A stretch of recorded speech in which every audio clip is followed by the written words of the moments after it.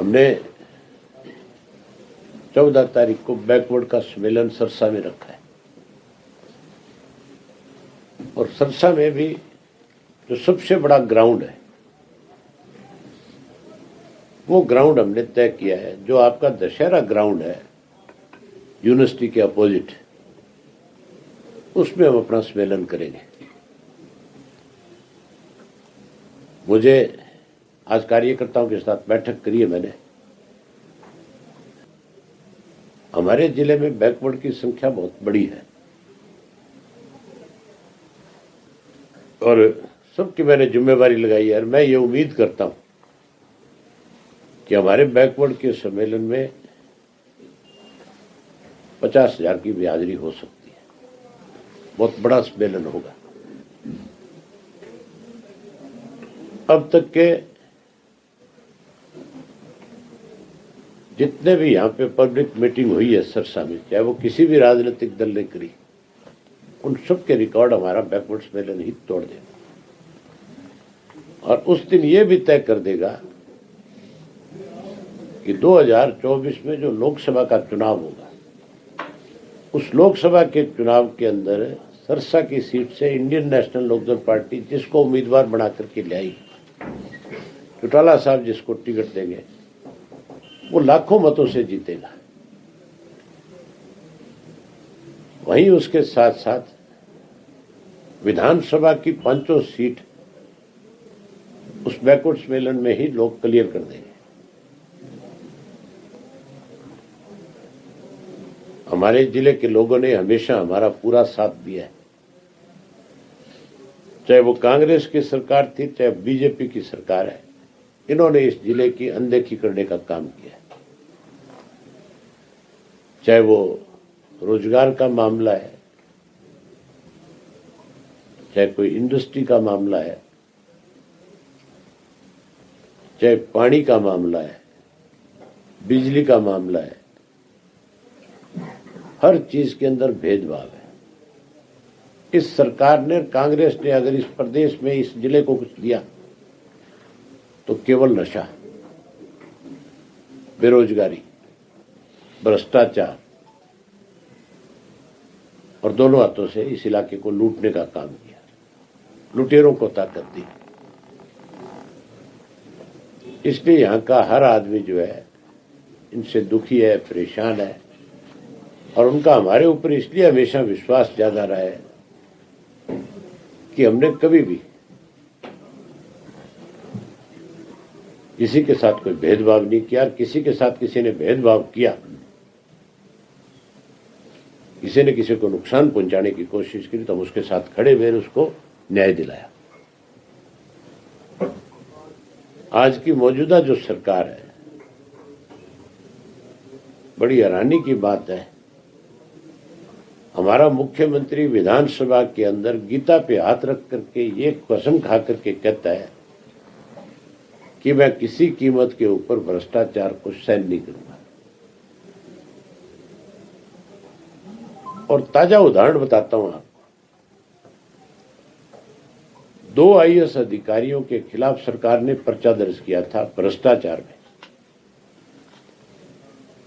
एक मिस्टर दैया था और एक जयवीर आर्य था। दोनों आईएएस अधिकारी हैं। दोनों के खिलाफ सरकार ने पर्चा दर्ज किया, सरकार ने उनको अरेस्ट किया, सरकार ने उनको जेल भेजा।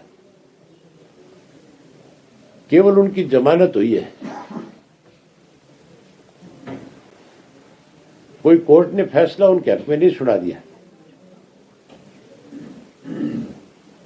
जमानत होने पे जो मुख्यमंत्री कसम खाता है गीता पे हाथ रख करके, वही मुख्यमंत्री उनको बहाल करता है, जिनके खिलाफ मुकदमा दर्ज करता है भ्रष्टाचार का। और वही मुख्यमंत्री उनको फिर एक को तो अपने जिले में कमिश्नर लगा देता है। मतलब जिस आदमी के खिलाफ सरकार भ्रष्टाचार का, पैसे लेन देन का मामला दर्ज करती है और जो ये कहती है एफआईआर लॉन्च करते हुए कि हमने सारी तहकीकात कर ली, इसने भ्रष्टाचार किया है, उसको फिर कमिश्नर लगाते हैं। अगर वो कमिश्नर की पोस्ट पे लगा है और वो भी मुख्यमंत्री के गृह जिले में लगे, तो जिस किसी ने उसके खिलाफ कंप्लेंट दी थी वो आदमी कैसे हिम्मत जुटा पाएगा उसके खिलाफ जाकर के गवाही देने। इससे ज्यादा और भ्रष्टाचार को बढ़ावा मिलने का सबूत क्या हो सकता है? इसका मतलब मुख्यमंत्री स्वयं इस तरह के मामलों में शामिल है। इसने तो गीता को भी अपवित्र करने का काम किया। इसके लिए मुख्यमंत्री को माफी मांग लेनी चाहिए कि मुझे गीता पे हाथ रख करके कसम नहीं खानी चाहिए। ये नए साल में भ्रष्टाचार का एक नया तोहफा दिया है मुख्यमंत्री ने। लोकसभा में हम 10 की 10 सीटों पर चुनाव लड़ेंगे और ये मान के चलो कोई कितने बड़े दावे करता होगा, मैं एक दावा ठोक करके कर सकता हूं कि मैं 2 लोकसभा की सीट हर हालत में जीतूंगा और बाकी जगह पे इंडियन नेशनल लोकदल पार्टी सम्मानजनक वोट लेगी। क्या आप भी चुनाव लड़ सकते हैं लोकसभा? अगर मुझे पार्टी आदेश करेगी तो लड़ लूंगा। ये हमारी पार्टी का फैसला होगा। ये कोई फैसले मेरे नहीं हो सकते। ये तो पार्टी की जो कोर कमेटी है वो बैठ करके तय करेगी चुनाव किसको लड़ाना है। जिसका भी नाम तय किया जाएगा उसको लड़ा देंगे। कोर कमेटी की मीटिंग हम जल्दी बुलाएंगे ताकि लोकसभा के कैंडिडेट्स का जल्दी से जल्दी फैसला हो। कोई भी कानून बनाने से पहले लोगों की राय जाननी जरूरी होती है। कानून थोपे अगर किसी पे थोप दिया जाए तो मान के चलो थोपे हुए कानून से आम आदमी का नुकसान होता है।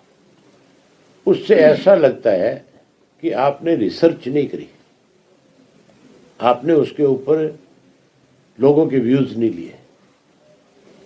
आप किसी भी कानून को बनाने से पहले जो हिट एंड रन वाला जो कानून है उससे पहले जो हमारे ड्राइवर्स हैं, जो गरीब आदमी हैं, जो अपना रोजी रोटी है जिनकी, आप उनको शिक्षित कराओ, उनकी ट्रेनिंग कराओ, उनके साथ बातचीत कराओ। आपके पास सरकार के पास साधन है, उस साधन के तहत आप उनको जागृत तो करो। पहले आप जबरदस्ती नहीं कर सकते। ये जबरदस्ती है। ये तो मेजोरिटी है इनकी और मेजोरिटी के तहत अपनी मनमर्जी से कानून बदल रहे हैं। कल को ये कहेंगे हम तो संविधान भी बदल रहे हैं, वो भी बदल सकते हैं।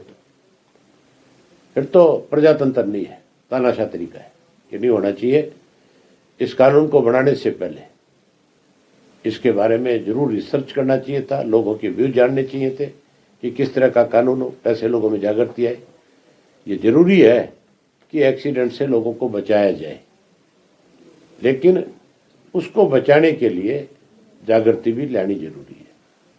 कानून बनाने से पहले लोगों को ये बताना चाहिए कि भी अगर आगे आने वाले समय में इस तरह की कोई चीज होगी तो उसमें हम इस तरह के सख्त कानून ला सकते हैं, ताकि लोग पहले से मेंटली प्रिपेयर हो जाए। इंडियन नेशनल लोकदल पार्टी जो उम्मीदवार उतारेगी वो मुख्यमंत्री का उम्मीदवार होगा। बाकी पार्टियों के जो उम्मीदवार है वो तो सिर्फ एमएलए बनने के लिए चुनाव लड़ते हैं। हमने चौधरी ओम प्रकाश चौटाला जी ने चुनाव लड़ा वहां से 2 बार। एक बार जीते, सरकार बनती तो मुख्यमंत्री बनते, एक बार हार गए। अब फिर हमारा जो कैंडिडेट होगा वो मुख्यमंत्री का ही उम्मीदवार होगा। अगर हमारी सरकार बनेगी तो जो चुनाव लड़ेगा वो मुख्यमंत्री बनेगा। कैसे बनेगी तू यूं बता मुझे। सुरजेवाला, किरण, शैलजा कहते हैं ना मुख्यमंत्री के दावेदार है, कहते हैं ना। हुड्डा कहता है मैं दावेदार हूं, हुड्डा का छोरा कहता है मैं दावेदार हूं, कहता है कि नहीं कहता है। और आपस में ये पांचों एक मंच पे इकट्ठे हो सकते हैं। जिस पार्टी में डिसिप्लिन नहीं है, जिस पार्टी पे संगठन नहीं है, वो कैसे दावा कर सकती है। केवल तुम्हारे सामने बैठ करके दावा करना कि हम सरकार बना रहे हैं, सरकार नहीं बन सकती। सरकार संगठन के बलबूते पे बना करती है और संगठन सबसे ज्यादा मजबूत आज अगर किसी का है तो इंडियन नेशनल लोकदल पार्टी का है।